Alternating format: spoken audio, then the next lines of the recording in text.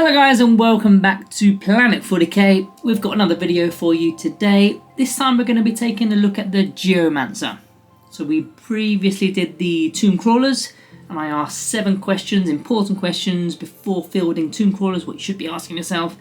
This time we're going to do, I think it's 6 or 7 questions, I can't remember how many I had, but we're going to be asking those questions this time about the Geomancer. Questions such as, is it better than other cryptic leaders? Are they better running solo? And what's my overall verdict and opinion on Geomancers? That plus a few other questions in this video today. Of course guys, make sure you're subscribed and all that stuff. Make sure you're supporting the channel and check out the membership area if you haven't already, if you want to donate to the channel.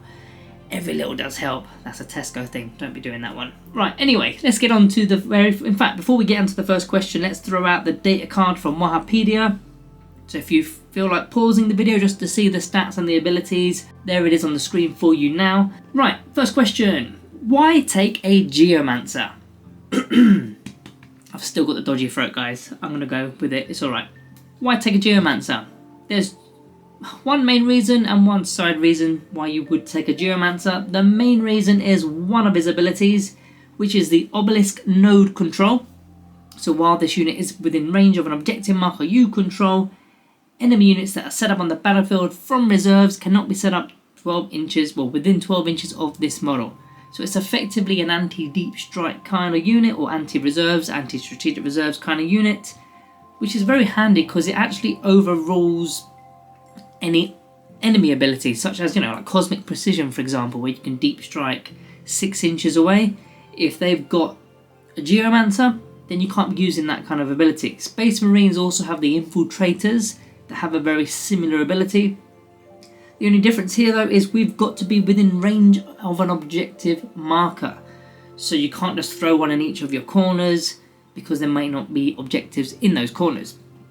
However, there is one place you can put them, which is sort of the side hustle that this thing can do, which is stick it on your home objective. It could be your cheap and cheerful home objective holder, and having a nice 12-inch denial for deep strike could be quite handy. And he also does have a torrent if you really wanted to overwatch. It's not the strongest torrent, d6 plus 2 attacks, but you're also hitting if small minor units try to infiltrate into our home objective. We've got a way of dealing with them, even though it is a small minor weapon. So that's the reason why you would take a Geomancer. The next question is, what unit should they lead?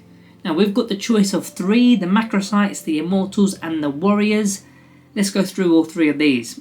So first of all, the Macrosites, the new unit from the kill team in the same box as the Geomancer. Now going with them means the Geomancer all of a sudden gains the Scout 8-inch ability because of it's in his data card somewhere. And the Macrosites also have the Scout 8-inch ability, so you can use them to scout, get onto an objective nice and early, so therefore you can be using that ability, which was called, let me remind myself, the obelisk node control, because you need to be on an objective. There's no good being in the no man's land but not on an objective, so scout will assist with that. Now the way I see the Macrosites, you get 5 wounds at toughness 3, not fantastic. They do aid canoptic units nearby with their weapon skill and their reanimation protocols, but that's 85 points, and the likelihood is you're going to be trying to align them next to canoptic wraiths because they're the heavy hitters. Well, I say they're heavy, they're not the heaviest of hitters, but they are the ones that are doing all the dog work in melee, that are canoptic, and they can kind of fend for themselves, especially in the no man's land. That's what they do best, is they tie down no man's land objectives and they just literally absorb a lot of damage. So giving them extra bits of reanimation and bits of weapon skill, you don't necessarily need it, especially if you're playing the Canoptic Court when you're just re-rolling all the hit rolls anyway. So Macrosites for me are a no-no so far. Necron Immortals are the next option. Now for me, you've got 2 ways of playing Immortals. You either play them very aggressively, you take 10 of them, you likely take a Plasmancer, 5+ critical hit rolls, or you play them for scorers. For scoring units, maybe even secondary objective scoring units, and you take them in a 5. Now if you're going to take them in a 5, you're not going to take a leader because the leader is going to be worth more than the unit itself. There's just no point. So therefore you're either going to go with a Plasmancer, potentially a Chronomancer in fact, because of if you go with the Tesla option, so a Plasmancer, a Chronomancer, or just no leader whatsoever. I don't see where a Geomancer could fit. Maybe you just wanted to hide a Geomancer in the unit because it's, you know, five models, toughness 5, 5 wounds. Maybe it's a way of hiding him, potentially. I wouldn't do it.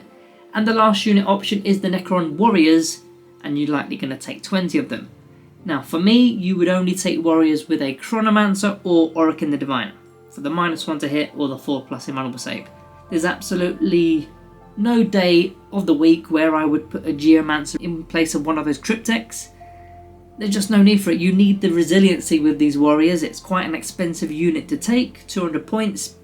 If they've not got the invuln or the -1 to hit them, then what have you done with them? Nothing, because they're just going to die. So, if I was to select one of these 3 units to put a Geomancer in, the answer would be none of them. I wouldn't put them in. I wouldn't let them lead. Which kind of brings me into my next question. Are they better running solo, or is that the only way to run them, really? Now, if I was to take Geomancers, I would run them solo. You stick them on an objective somewhere, and then you stick them behind terrain. Now, in the current Games Workshop maps and terrain layouts, there's a lot of terrain. It's quite easy to hide, especially if you've got an objective that is close to your corner. That way you've shielded off, you know, the 12-inch radius from your ability, and if you're behind terrain, they've literally got to come towards you, going, you know, bypassing whether it's your Wraiths or your Catan, Warrior Brick, whatever you've got in front of them in the No Man's Land. Your opponent's got to deal with that first. Plus there's Doomsday Arcs going off and all sorts of other things, Locust Heavy Destroyers that they're going to want to get rid of first. Little Geomancer in the side doing not much isn't going to be a priority target. So that may be the best way to run them solo, because it is going to prevent your opponent from, you know, if they snag a card like behind enemy lines.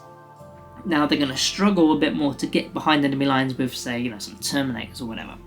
So would I run them solo? Yes, I think that is the way to run them, in my opinion.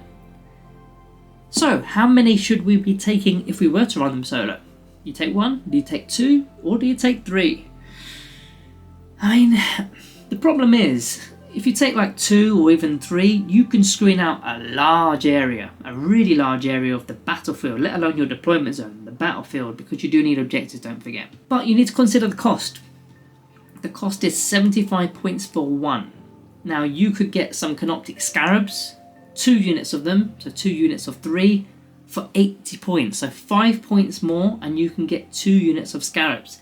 They will shield out a lot more than 12 inches because you separate those units literally like about 6, 7, 8 inches apart, and then they've got their own 9-inch bubbles, which is going to be providing a lot more of a shield than the Geomancer does provide, and that's going to be 2 separate units and a larger area. If you were to take 2 Geomancers, that's 150 points. So if you could take 3 Scarab units, that's 120.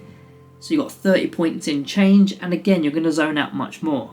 You could even go as far as the Fortification, the Conversion of Dominion. 2 of them is 120 because they're 60 points each. You're not going to zone out as much, but they're a lot more durable, so they're likely to survive more. I personally wouldn't bring them, but I'm just kind of giving you something to compare to. And the other one would be the Locust Destroyers. You can just take 3 individual Locust Destroyers, bang, bang, bang.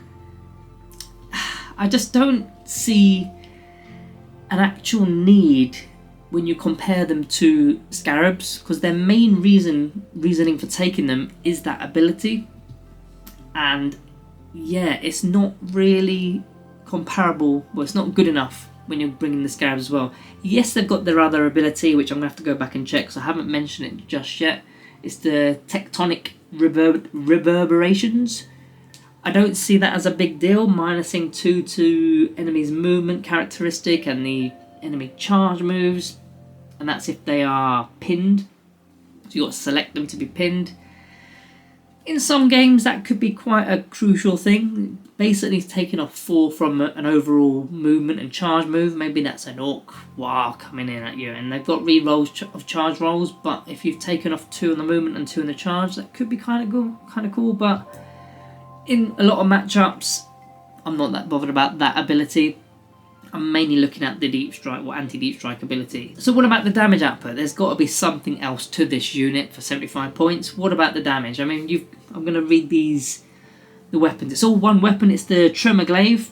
You've got 2 different profiles at range. One is a melter, but it's a mini melter because it's only 2 damage unless you're within 9 inches, and it's a 4 damage weapon. Strength 8 is quite nice. 2 AP, it's quite nice. 2 shots is okay. That's not a bad weapon. And optionally, you can go with the Torrent, as we mentioned earlier. I've got an itchy nose. You can go with the Torrent, which is D6 plus 2, strength 4, no AP, 1 damage, and a nice little anti-chaff unit, well, remover. So I like those ranged attacks for a basic Cryptek. I think they're okay. And the melee variant is strength 8 minus 2, 2 damage. Again, quite nice. Only 2 attacks, but you can't expect much. It's a Cryptek after all. But even if you just kill one Space Marine, and you get a little bit of your points back, again, I've said it already, but every little helps. So it's not the worst in terms of its weaponry. We have seen much worse. So what's my verdict of the Geomancer after looking at all these questions today? I mean, it's not a buffing unit, so there's not much synergy going off. It's more like a Psychomancer. It's like a debuffer. We do have better options with other Crypteks. Again, Orokin, Chronomancer, Plasmancer. We've definitely got better options elsewhere. We've also got better options in terms of the anti-deep strike ability because of the Scarabs or the Locust Destroyers that are just cheaper. And you could take nearly for the same price, you can take 2 units rather than the 1, which screens out a lot more. Realistically, they're sort of the top of D tier. Personally, I would put them in maybe the bottom of C tier. But I play Chaos Demons quite a lot, as you guys know. I say it in a lot of videos now. And Deep Strike is a major thing for Chaos Demons. They're deep striking in every single turn, 6 inches away. It's like cosmic precision everywhere. It's crazy when you got Scarbrand and Bloodthirster just popping in. So maybe I'd put this as an A tier just for that matchup, which I'm going to enjoy using the Geomancer. But in the grand scheme of the 40k game in 10th edition, it's not fantastic. I'm just going to put it in meh. It's a little bit too expensive. I've seen on other channels that they've suggested maybe this thing needs Lone Operative. That would be really cool, but I think it'll be overpowered. Having a Lone Op that's got that 12-inch denial is quite a lot. But I suppose no more overpowered than a Hexmark with a free Overwatch. So you know what, it could work. I'm not against it. But that's my verdict for today with the Geomancer. So guys, you'll have to let me know what are your thoughts with the Geomancer. Put some extra questions in down below, and I'll see you in the next video.